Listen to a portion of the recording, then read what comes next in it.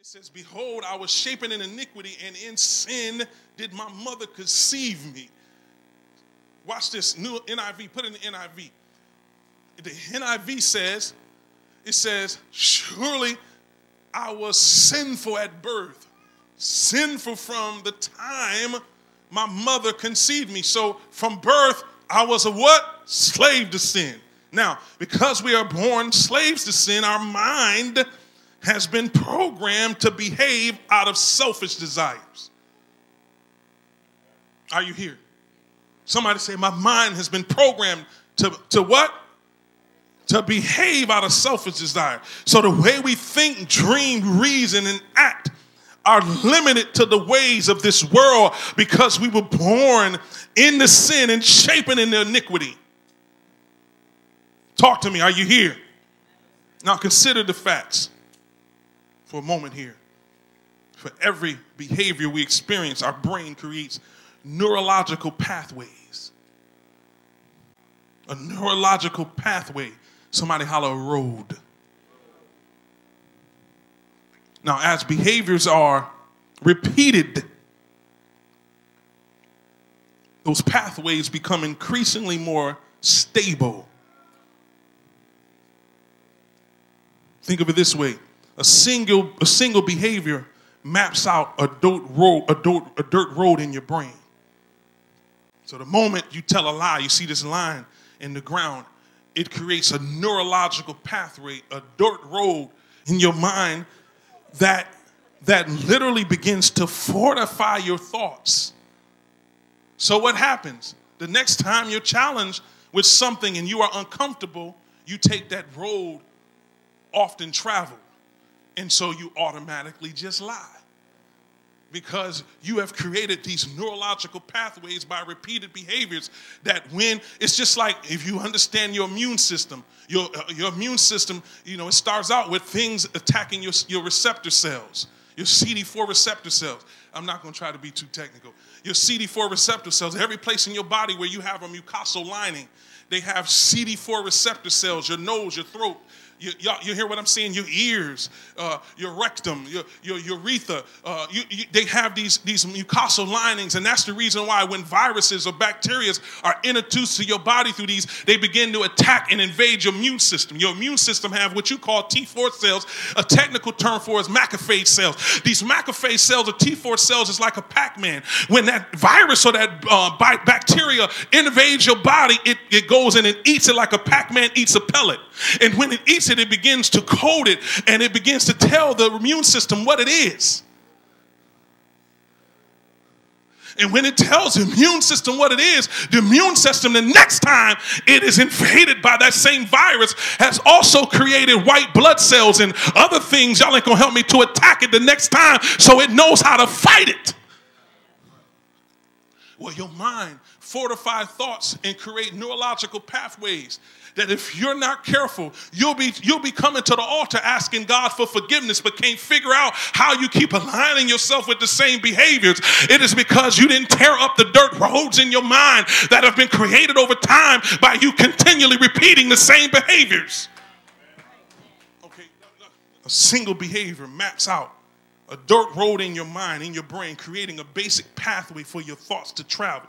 But as you repeat the behaviors, your brain builds a highway allowing for an increased volume and frequencies of these thoughts to move about, resulting in your day-to-day activities. That's why you keep responding the same way to sin.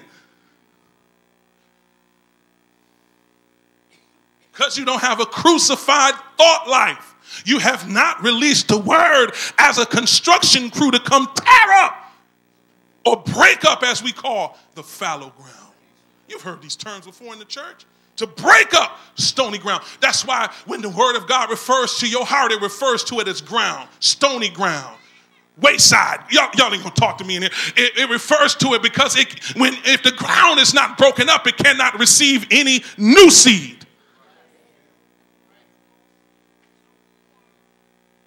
And that's how you can sit in church and you can hear a word that has been delivered right by God to break up your thought life. And you'll leave here and you'll continue to keep taking the same pathways. Because there are roads that you didn't do anything about. Yeah, you were serious when you repented at the altar, but the real work started when you left. When something or someone would try to tempt you to take a road that you've taken before, knowing it does not work. And that's how you can be tied to destiny, because God's path is narrow. He says he's the door. He says he's the way. Somebody holler, say, narrow is the path and broad is the way. To godliness and holiness. Listen, there's only one simple way. And when you don't deal with these neurological pathways, Elder Walker, you will continue to try to be in a relationship with God based on your terms. In order to change our behaviors, we must reprogram our brain. And it requires the deconstruction of existing highways. And it is a process that takes time. You want it to happen at the altar. But the real fight happens outside of this place. Because how do you know if you've really changed or you've really given up your way for his way until you get challenged by your old ways? Through old people, old things, and old situations. It is really not the devil tempting you. It is you having to acknowledge that you have created neurological pathways through what you've heard, what you've seen, what you've done, that has to be deconstructed. They've been constructed by you. You just don't realize. You won't admit it. You won't admit it because you blame everything and everybody else. But can't nobody make you think anything you don't want to think. Y'all ain't saying nothing in here. Somebody said, don't let nobody rob you of being, y'all ain't going to help me. Don't let nobody rob you of being who God created you to be, living how God created you to live, thinking how God created you to think. He wants you to think of yourself high. Y'all ain't going to help me. He wants you to think of yourself as blessed and favored. And y'all ain't going to help me. Why does he talk about wealth and riches being in your house if he wants you to think contrary to that? Why does he tell you to confess about healing if he doesn't want you walking and operating in healing? You were not designed to be sick and to die. You were designed to be healthy and prosper and be in health, even as your soul prosper. But everything in this world tries to fight your mind, because the only person that can really kill jaundice is jaundice. The molester can't kill you. The only way you can be killed by that is if you live in it. How are you going to blame yourself for a lifetime over something you had no control of? Come on, somebody. But now that you got control of your mind, you need to tell yourself the devil is a lie. I am not the molestation. I'm not what the molester tried to deposit. I am not what the rapist tries to impose. I am not what the abuser tried to make me believe. I am not. Am I talking to anybody that got some real faith in here? You need to get with the program. The real program of your life for your life is you are the head and not the tail, to live above and not beneath. You're blessed when you come, blessed when you go. Am I talking to the right person? Somebody holler, get with the program. He says he's loved me with an everlasting love. And with love and kindness have I drawn thee. The word love there is a have or a hava. Y'all ain't going to help me. And literally translates to apple of his eye. Y'all ain't going to talk to me in here. Somebody holler, I'm the apple of his eye.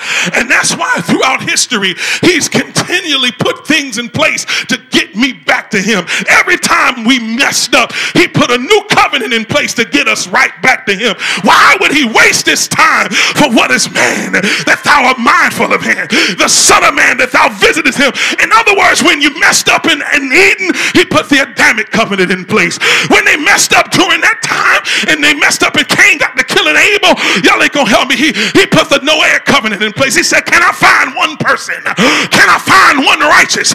God is so desperate for a relationship with you, and I don't mean it like the kind of desperate you understand.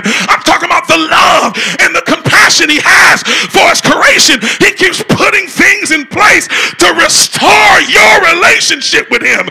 And so he went from the Noahic to the Mosaic, from the Mosaic to the Palestinian, to the Palestinian to the Davidic, from the Davidic to the new blood covenant in Jesus Christ, which is based on better promises, which is based on better promises, which is based on better promises. What? A better covenant based on better promises and more excellent ministry. Why is it that God is coming after you when you keep running from him? Because you are the apex of his creation.